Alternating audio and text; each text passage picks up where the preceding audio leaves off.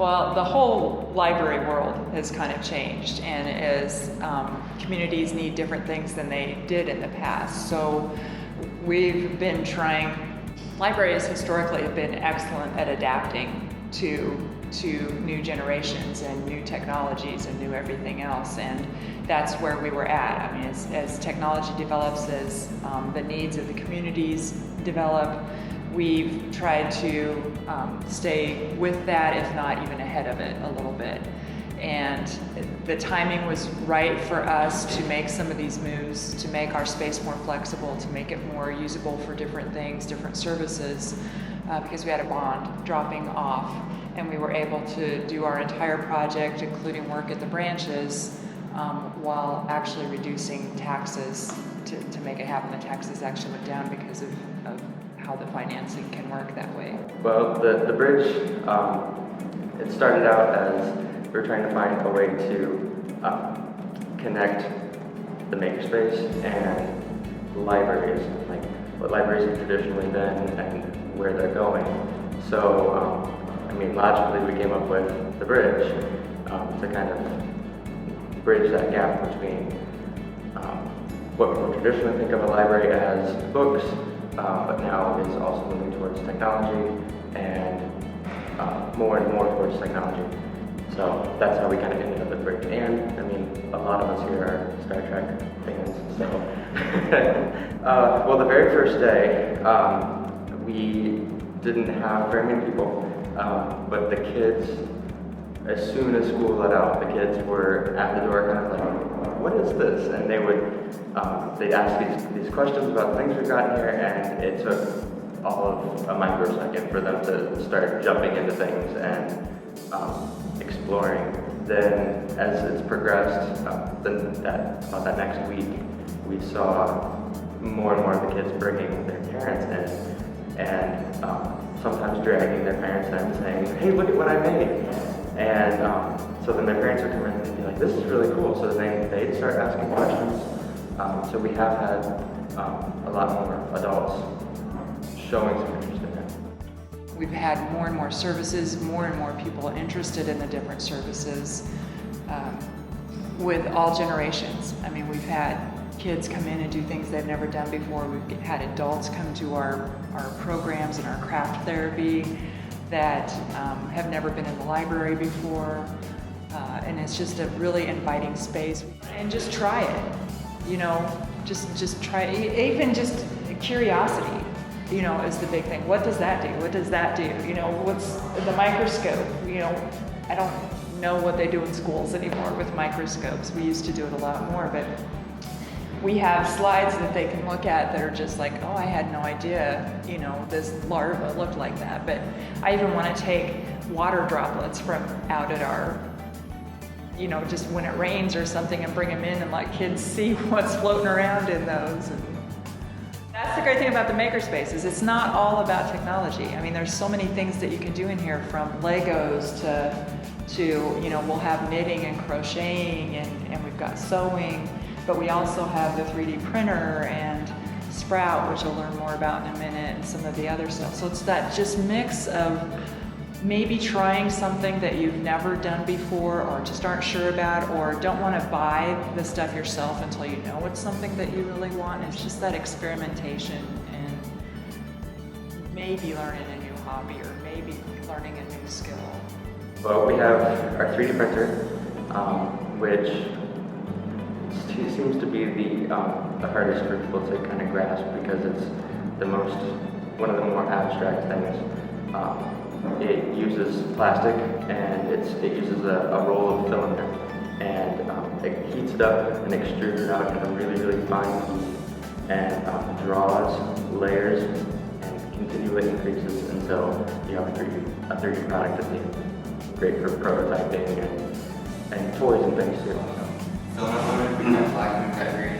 They go to an extruder on the left and the right, and you can print from either of those colors, or you can print from those colors together, but it won't mix those colors. So you can't end up with a darker green by adding black. So it takes that element, heats it up, extrudes it out, and lays it down on the bed, and that's how you create a 3D. Essentially, we're melting plastic and kind of Transform painting all sorts of three-dimensional. it. Sure. So, We've also got a poster printer. We can print 24-inch wide posters as long as you need. The longest I've done is a 4-foot for someone. They needed a banner for a table, so we printed them a 4-foot poster. And then we have also the Silhouette Cameo, which is kind of like a Cricut, and it allows you to design things that you can use it to cut. You can use it to draw on things. It's really good for scrapbooking. It can do like vinyl and cardstock. It says it's supposed to be able to do chipboard and stuff too. I've never done that, but it's supposed to be able to do that it's too. got in here cutting blade, which will go through different size materials based on the numbers that are on the bottom. So we just adjust to chipboard you're going to want to use on the heavier side. So you want to do like 9, 10. But this will cut. We also have all sorts of different pens that we can write different colors. We go with pen and I can write on it just like that box there. So I mean, there's a lot of options with it. And we've got our HP Sprout, which allows people to 3D scan items. It's got a stage that turns around and gets the image from all angles and then puts it all together and kind of you have a 3D image. You can manipulate that. It also has drawing software, sculpting software, anatomy software, which the kids seem to like a lot. You can take the heart apart, zoom in on things, rotate it around, see the blood pumping through, things like that. Yeah, you can take the skin off, you can remove everything down to just bones, you can put just like the circulatory system up, so they kind of like to play around with that. And we also have a sewing machine, which has been very, very well received.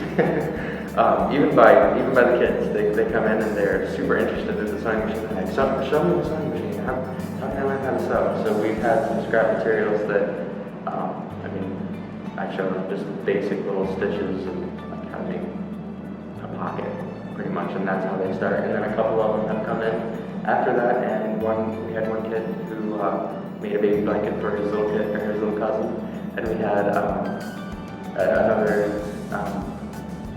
She was a middle schooler. She came in and she designed a small purse and built a purse. So, and then we've also got science equipment. We've got microscopes. We've got petri dishes and Q-tips and stuff for like. I want to do some of this DNA culturing with kids, where you like chew up a cracker, spit it into a cup, and culture your DNA. It's disgusting, but it's fun. Yeah, a little bit. Yeah, circuit shoe building kits. They allow kids to kind of come in and they're all magnetized. Everything just kind of clips together, and they can build stuff. I was showing a group of kids how to use a 3D printer, or just how a 3D printer works. And all of a sudden, everything over on the counter just starts beeping and like going crazy. And this one kid gets up and he goes, he's like, I wondered when that was going to go off. And I was like, what? And he said, my alarm clock. He was over there and he built an alarm clock with our little bits kit. I didn't even know we could do that. So there's different types of liquids. There's pinks, which are inputs, and greens, which are outputs. Anything blue is power. And then the orange pieces that are in there are like processes. So, I mean, what I always tell kids to do is start with power, because that's going to be the first thing you're going to need to do. So I tell them to grab a battery. They'll grab a battery, and then you need something to connect the battery to. So grab a battery. Standard 9-volt. Exactly. I mean, you started with something as simple as power, a switch and a light, and now you ended up with power, a fork, a switch and a button, and a light and a fan. So, I mean, people make cat food dispensers and all sorts of stuff with these. I hope that they come in and can leave knowing something that they didn't know before. Whether it's something that worked or something that didn't work. You can learn just as much from a mistake as you can from a complete success. Sometimes more from mistakes. I mean, because all the equipment in here I have failed on thousands and thousands of times, and that's how I've learned how to make it successful. So I hope that anybody from children all the way to people in the nursing home who have experienced some of our learning pages and things like that have learned something from the bridge. We specifically designed the bridge to let people have access to resources that they wouldn't have access to anywhere else, at home, at work, at school, to explore and experiment. We know that one of the best ways to help with economic development in our communities is to build entrepreneurs, and you do that by people experimenting with things and learning things and figuring out what their skills are, and even if they turn those skills into a career or even a business or even just a hobby, we've increased quality of life and we've helped with economic development. The best thing that could happen in my mind, and I was talking to Derek about this the other day, is 20 years from now or 15 years from now, having one of these kids that has come in to experiment with something start a business, and be incredibly successful and say, all of this happened because of what I was able to do at the library.